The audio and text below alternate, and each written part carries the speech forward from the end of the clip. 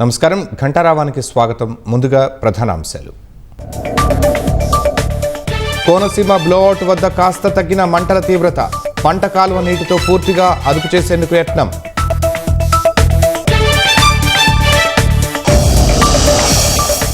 పరకామణి లెక్కింపులో TTD నివేదికపై high court విచారణ. లుంగీతో వచ్చే బదులుగా ప్రత్యామ్నాయం చూపలేదని ప్రశ్న.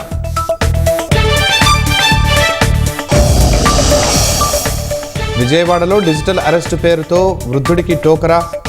10 లక్షలు దోచుకున్న సైబర్ నేరగాళ్లు.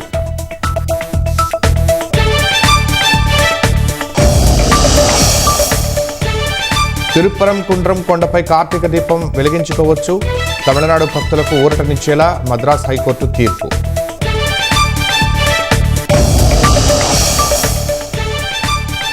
జపాన్ను మరోసారి వణికించిన భూకంపం. రిక్టర్ స్కేల్పై 6.2 తీవ్రత నమోదు.